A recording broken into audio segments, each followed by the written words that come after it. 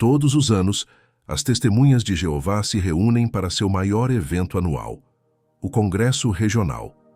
Para 2025, o tema escolhido é carregado de um peso teológico e de uma autoridade implícita: adoração pura. A expressão evoca imagens de santidade, exclusividade e uma conexão imaculada com Deus. Para milhões de seguidores, será um banquete espiritual, uma oportunidade de renovar a fé e receber alimento no tempo apropriado de seus líderes. Mas o que realmente se esconde por trás desse título imponente? O que podemos esperar do conteúdo que será apresentado a milhões de pessoas em todo o mundo? Este documentário vai além da programação oficial. Não vamos apenas assistir, vamos decodificar. Vamos analisar as mensagens subliminares, as técnicas de persuasão e a agenda oculta por trás do espetáculo da adoração pura. Com base nas tendências recentes, nos anúncios internos e nas crises que a organização enfrenta, podemos prever com alto grau de certeza que este congresso não será apenas sobre espiritualidade.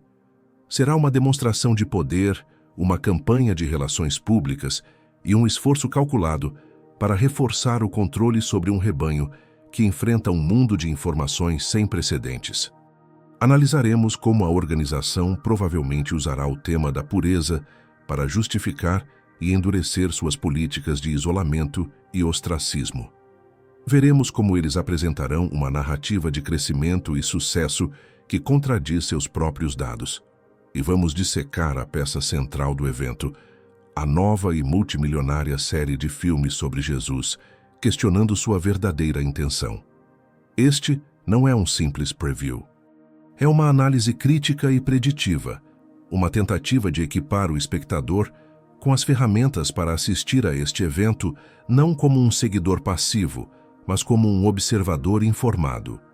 O que a Torre de Vigia quer dizer com adoração pura? E mais importante, qual o preço dessa pureza?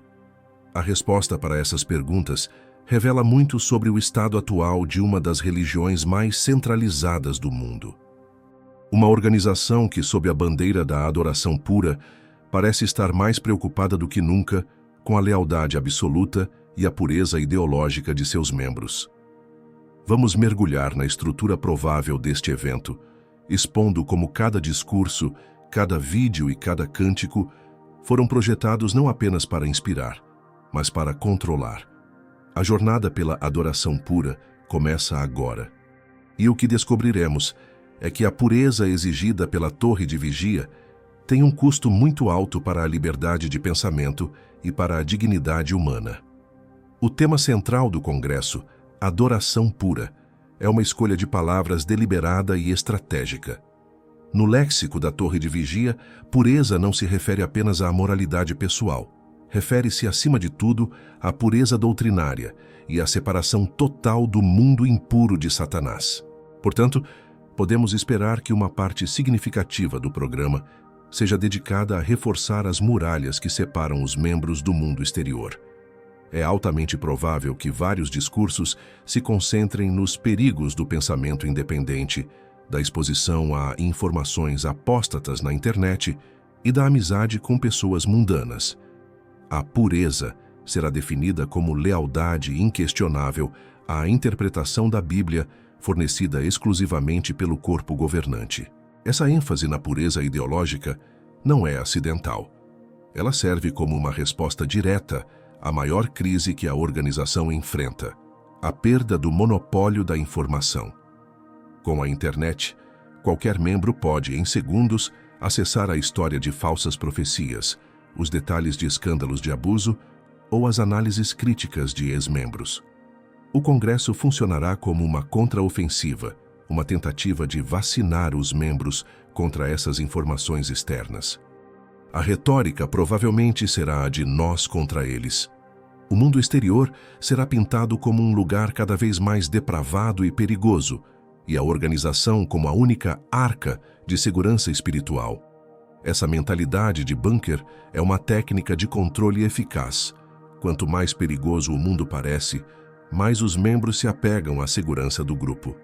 Nesse contexto, A política de ostracismo ou desassociação será provavelmente apresentada não como uma prática punitiva, mas como uma medida necessária para proteger a pureza da congregação.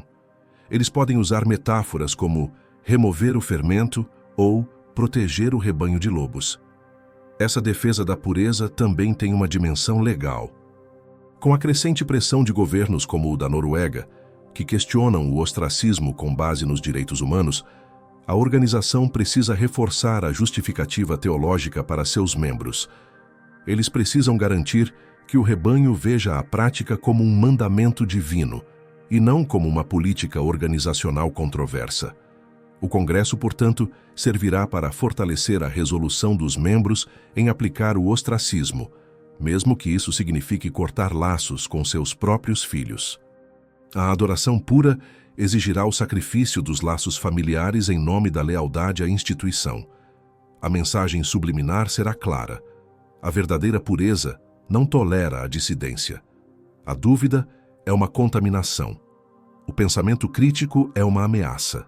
A única forma de se manter puro é fechar os olhos e os ouvidos para tudo o que contradiz a narrativa oficial da Torre de Vigia. Para justificar teologicamente essa busca pela pureza ideológica e pelo isolamento, podemos prever que os oradores do Congresso farão um uso seletivo e distorcido das Escrituras. Textos que falam sobre não fazer parte do mundo ou não se colocar em julgo desigual com descrentes serão repetidos à exaustão. Eles provavelmente citarão passagens como 1 Coríntios 5, que instrui a congregação a remover um homem iníquo de seu meio. No entanto, eles omitirão cuidadosamente o contexto.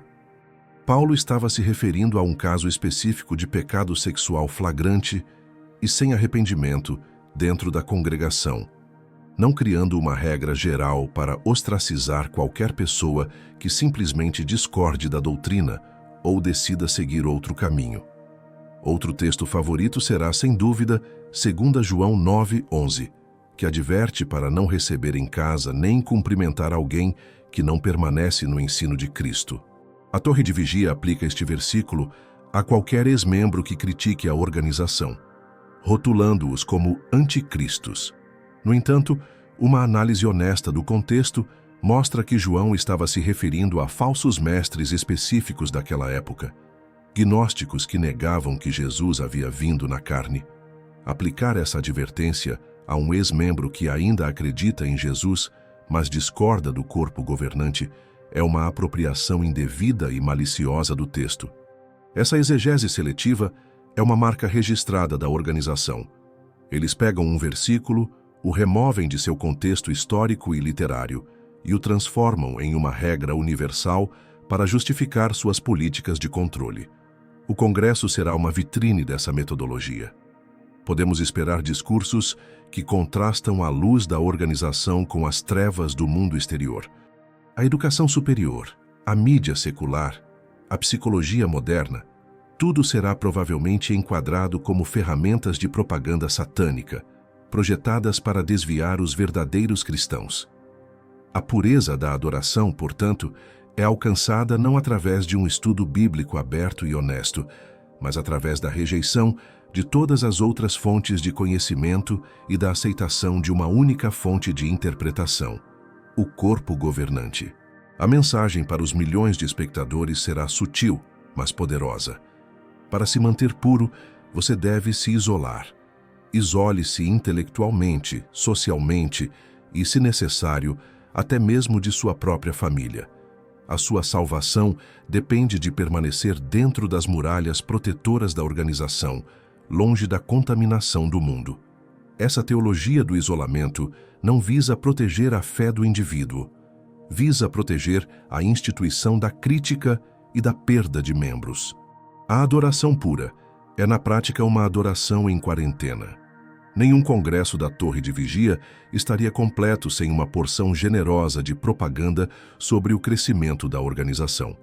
Apesar da realidade do declínio ou estagnação em grande parte do mundo ocidental, a liderança precisa manter a ilusão de um movimento vitorioso e em constante expansão para manter o moral e os donativos fluindo. É quase certo que o Congresso Adoração Pura seguirá este roteiro. Podemos esperar vídeos emocionantes, produzidos com a alta qualidade de seu novo estúdio, mostrando supostos campos brancos para a colheita, na África, América do Sul e outras partes do mundo em desenvolvimento. Veremos depoimentos comoventes de novos conversos, descrevendo como encontraram a verdade e como suas vidas foram transformadas. As estatísticas serão apresentadas de forma seletiva e enganosa. Eles destacarão o número total de batismos em um país, um número que parece grande e impressionante. Por exemplo, eles podem anunciar com grande fanfarra que dezenas de milhares foram batizados em Angola no último ano, provocando aplausos entusiasmados da audiência. O que eles convenientemente omitirão é o número do crescimento líquido de publicadores. Como analisamos em detalhes anteriormente, este é o cerne do engano estatístico. A organização opera como um balde furado. Eles podem batizar 50 mil pessoas em um país, mas se 40 mil pessoas saíram no mesmo período, o crescimento real é de apenas 10 mil. Mas o número que será apresentado no telão do Congresso será sempre o número maior e mais impressionante dos batismos. Essa tática de manipulação de dados serve para criar uma realidade alternativa. O membro que vê pouca ou nenhuma conversão em sua própria congregação na Europa ou na América do Norte é levado a acreditar que isso é uma anomalia e que no resto do mundo a obra está explodindo. Isso combate o desânimo e justifica o sacrifício contínuo. Pode ser difícil aqui, pensa o membro, mas meus donativos e minhas orações estão apoiando um crescimento massivo em outro lugar. É uma forma de manter as pessoas engajadas em uma atividade que, em seu próprio ambiente, elas percebem ser largamente infrutífera. O Congresso, portanto, funcionará como uma câmara de eco global, onde uma narrativa de sucesso é fabricada e reforçada, independentemente dos fatos. Será uma celebração da colheita, mesmo que os celeiros estejam cada vez mais vazios. A adoração pura, que será apresentada, não é apenas pura de dissidência, mas também pura de estatísticas inconvenientes. É uma realidade cuidadosamente editada para servir aos propósitos da liderança.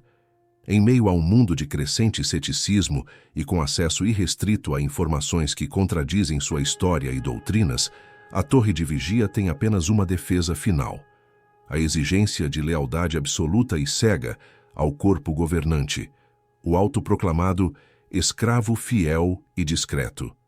Podemos prever que o Congresso Adoração Pura será um dos mais intensos apelos a essa lealdade já vistos.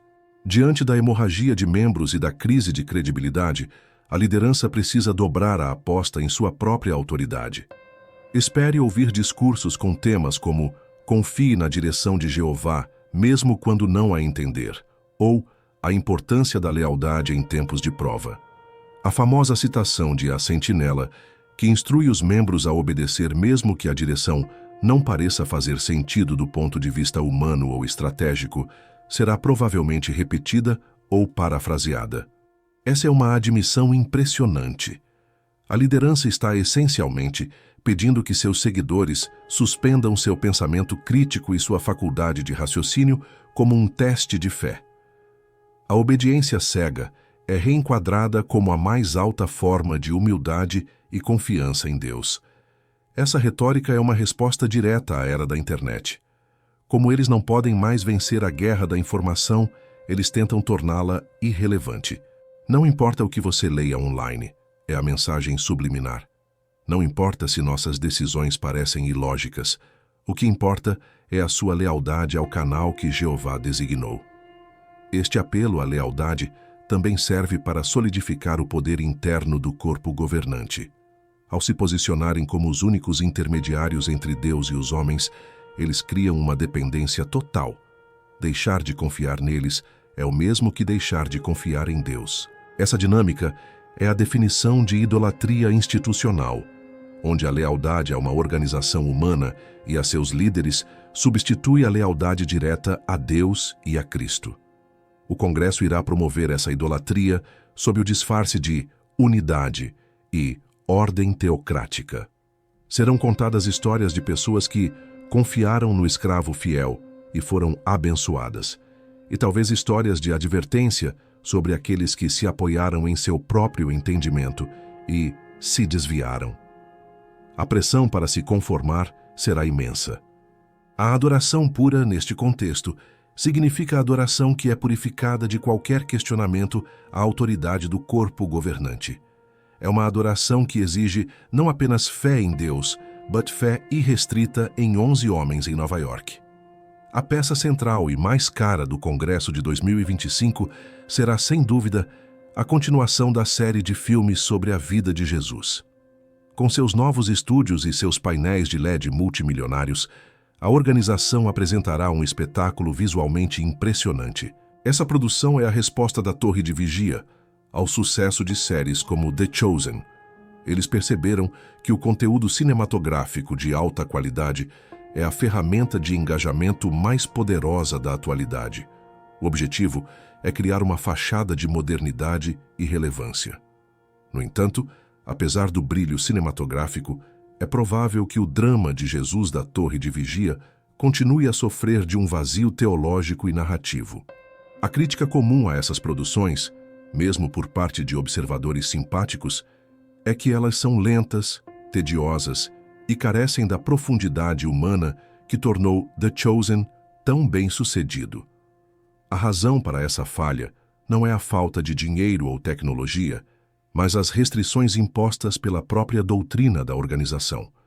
A teologia da Torre de Vigia força-os a retratar um Jesus unidimensional. Ele não pode ser verdadeiramente divino, pois isso contradiria sua doutrina unitarista. Ele não pode ter uma personalidade complexa ou mostrar falhas humanas, pois precisa ser o exemplo perfeito de obediência. O resultado é um personagem que muitas vezes parece um robô piedoso, recitando escrituras em vez de viver e respirar como um ser humano real. A narrativa é despida de qualquer ambiguidade, de qualquer tensão teológica real, pois todas as respostas já foram pré-definidas pela organização. Além disso, a produção serve como uma ferramenta sutil de doutrinação. Podemos esperar que o diálogo inclua ênfases desproporcionais no nome Jeová, mesmo que este não apareça nos manuscritos gregos do Novo Testamento. As interações de Jesus serão provavelmente roteirizadas para apoiar as interpretações exclusivas da Torre de Vigia. O drama de Jesus, portanto, funciona como um elefante branco teocrático. É um projeto imensamente caro, projetado para impressionar e para dar à organização uma aparência de estar mais focada em Cristo, respondendo assim a uma antiga crítica. No entanto, sua falta de profundidade e sua função como veículo de propaganda doutrinária o tornam menos uma obra de arte espiritual e mais uma ferramenta de relações públicas. É uma fachada cinematográfica que esconde um vazio de verdadeira exploração teológica e humana. Todo esse espetáculo, os estádios alugados, as produções de vídeo de alta tecnologia, a logística global, tem um custo. E como em todos os anos, podemos esperar que uma parte significativa do programa do Congresso Adoração Pura seja dedicada a lembrar os membros sobre a necessidade de financiar tudo isso. Os apelos por donativos serão, como sempre, habilidosos e psicologicamente eficazes. Eles não pedirão dinheiro diretamente. Eles falarão sobre apoiar a obra mundial, demonstrar nosso amor por Jeová e a alegria de dar. Serão exibidos vídeos mostrando como os donativos anteriores supostamente construíram salões do reino em países distantes, ou financiaram a tradução da Bíblia, criando uma conexão emocional entre o ato de doar e o suposto sucesso da obra de pregação. O que não será mencionado, é claro, é o outro lado da equação: os custos reais versus a imensa riqueza já acumulada pela organização. Eles não apresentarão um balanço financeiro transparente, detalhando seus investimentos bilionários ou os lucros obtidos com a venda de propriedades. A narrativa será sempre a de uma organização que depende da generosidade voluntária de seus membros para continuar seu trabalho. Isso cria uma pressão constante sobre os fiéis, muitos dos quais vivem em condições financeiras precárias. E é aqui que reside a maior contradição do Congresso. A liderança estará em um palco multimilionário, falando sobre adoração pura e simplicidade, enquanto muitos na audiência lutam para pagar suas contas. O dinheiro doado por um membro humilde em um país em desenvolvimento, que acredita estar ajudando a pregar as boas novas, pode, na realidade, estar pagando pela manutenção de um estúdio de cinema de luxo em Nova York. A generosidade teocrática, que será incentivada no Congresso, flui em uma única direção, da base da pirâmide para o topo. A organização consome vastos recursos, mas oferece muito pouco em troca na forma de ajuda material ou social para seus próprios seguidores necessitados. O Congresso Adoração Pura, portanto, não será apenas um evento espiritual. Será também um evento de arrecadação de fundos em massa. A pureza da adoração que eles promovem parece exigir um fluxo constante e crescente de capital, extraído da fé e do sacrifício de seus membros mais leais. A questão que não será feita da tribuna é a mais pertinente de todas. Com uma fortuna já acumulada, por que a pressão por mais donativos continua tão intensa? A resposta parece estar em uma ambição institucional que não tem limites. Ao final desta análise preditiva, o que podemos realmente esperar do Congresso Adoração Pura de 2025? Podemos esperar um evento de propaganda cuidadosamente coreografado, projetado não para libertar mentes, mas para solidificar o controle. Espere uma retórica que exalta a pureza como um sinônimo de isolamento e conformidade ideológica. Espere uma narrativa de crescimento baseada em estatísticas enganosas para manter o moral elevado. Espere apelos intensos à lealdade cega ao corpo governante como a única defesa contra um mundo satânico. E espere uma pressão constante por donativos para financiar um espetáculo cada vez mais caro. O Congresso irá contrastar a sua autoproclamada adoração pura com a suposta adoração contaminada de todas as outras religiões. No entanto, a pureza que eles buscam não é necessariamente espiritual, mas sim uma pureza de controle, onde cada pensamento e cada ação do membro estão alinhados com a vontade da sede mundial. A adoração que eles exigem não é apenas a Deus, mas uma adoração mediada e definida pela própria organização. A lealdade a Jeová e a lealdade ao escravo fiel serão apresentadas como uma coisa só e inseparável. Portanto, para aqueles que planejam assistir, seja por obrigação, fé ou curiosidade, a sugestão é que o façam com olhos críticos. Comparem a mensagem de amor e pureza vinda do palco com as políticas de ostracismo e controle que afetam famílias reais. Comparem os apelos por donativos com a vasta riqueza já existente da organização. Comparem o Jesus retratado no drama cinematográfico com o Jesus dos Evangelhos, que desafiou as autoridades religiosas de seu tempo e defendeu os marginalizados. Perguntem a si mesmos se a adoração pura que está sendo apresentada é realmente sobre Deus, ou se é sobre a perpetuação de uma instituição humana. O Congresso Adoração Pura de 2025 promete ser um evento visualmente impressionante. Mas, por trás do brilho dos telões e da emoção dos cânticos, a agenda subjacente parece ser a de sempre: reforçar a autoridade, exigir lealdade e garantir a sobrevivência de um império que se sente cada vez mais ameaçado. E essa talvez seja a forma mais impura de adoração que existe.